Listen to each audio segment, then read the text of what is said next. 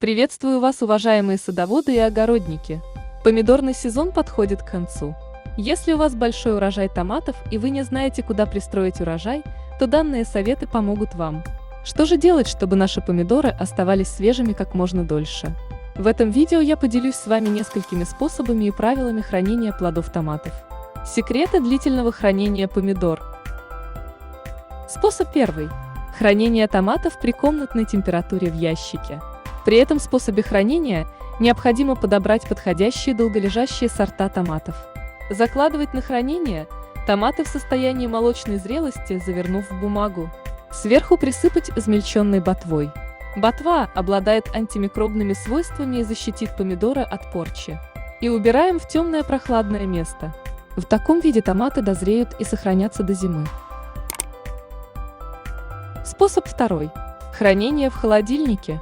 При температуре плюс 8-9 градусов в овощном ящике. Способ третий. Для более длительного хранения томаты можно продезинфицировать, протерев раствором этилового спирта 70-96%. Это продлит срок хранения помидор еще на 7-10 дней. Способ четвертый. Заморозить плоды целыми. Разложив томаты порционно в полиэтиленовый пакет, вытянув из него при помощи трубочки воздух, получается как бы вакуумная упаковка. Лучше использовать сливовидный сорт томатов. Зимой томаты разморозить и использовать для приготовления своих кулинарных шедевров, пиццы, соусов, заправки для супов и так далее. Заморозка – это супер простой и удобный способ сохранения томатов.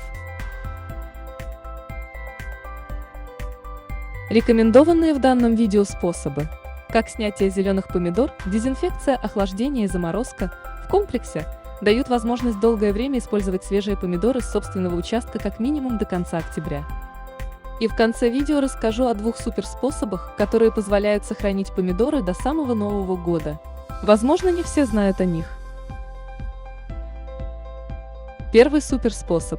Сначала приготовим раствор в соотношении 1 часть воды и 1 часть глины. Далее выкапываем куст с зелеными помидорами. И не стряхивая землю, обмакиваем корневую систему в этот раствор. Даем высохнуть. И повторяем процедуру 4-5 раз. Потом подвязываем к кусту веревку и подвешиваем вниз головой, вверх корнями, в погребе.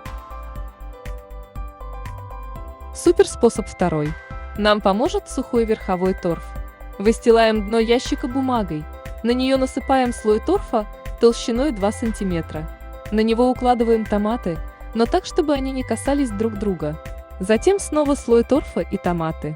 Так повторяем далее, пока не заполним весь ящик. На верхний слой торфа насыпаем слой мела.